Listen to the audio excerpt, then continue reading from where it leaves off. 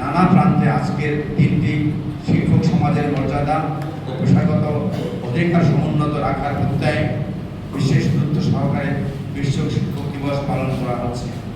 কিন্তু দুঃখের সাথে উল্লেখ করছি যে এই দিবস এমন এক সময়ে পালিত হচ্ছে যখন বাংলাদেশের প্রাথমিক থেকে বিশ্ববিদ্যালয় পর্যন্ত সকল স্তরের শিক্ষকই পেশাগত অবমূল্যায়ন ও আর্থিক সংকট সহ নানা চ্যালেঞ্জের মুখোমুখি।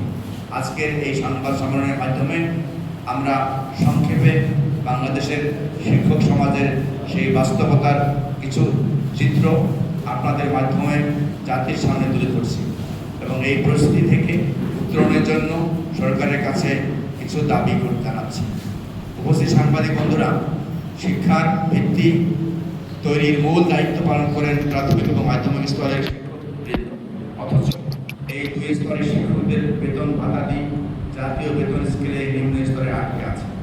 সরকারি প্রাথমিক বিদ্যালয়ের শিক্ষকগণ জাতীয় বেতন স্কেলের 13তম গ্রেডে নিয়োগ লাভ করেন। দক্ষিণ এশিয়ার দেশগুলোর মধ্যে এটি সর্বনিম্ন।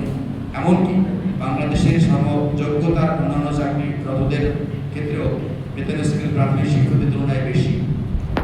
মাধ্যমিক ও উচ্চ মাধ্যমিক পর্যায়ের শিক্ষকদের ক্ষেত্রেও একই কথা প্রযোজ্য। এক্ষেত্রে সরকারি শিক্ষকদের তুলনায় বেসরকারি এমপিওভুক্ত শিক্ষকগণ বেতন ও অন্যান্য পেশাগত সুযোগ সুবিধা প্রাপ্তিতে চরম বৈষম্যের শিকার। দেশের মাধ্যমিক স্তরের 97% শিক্ষা কার্যক্রম চলছে বেসরকারি মাধ্যমিক বিদ্যালয়গুলোর মাধ্যমে। এতে কর্মরত বিপুল সংখ্যক শিক্ষককে আর্থিক অনিশ্চয়তার মধ্যে দিন কাটাতে হয়।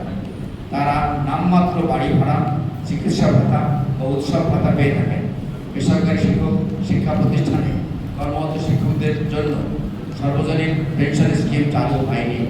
অবসরের পর তারা যৎসামান্য যে অবসর ভাতা ও কল্যাণ তহবিল থেকে অর্থ লাভ করেন তাও সরকার সময় মতো পরিশোধ করেন না। ফলে অবসরের পর একজন শিক্ষককে পরিবারের সদস্যদের নিয়ে চরম অনিশ্চয়তার মুখোমুখি হতে হয়। দেশের বিভিন্ন স্তরের বিপুল সংখ্যক মাদ্রাসা শিক্ষকগণও একই দুরবস্থার মধ্যে আছেন।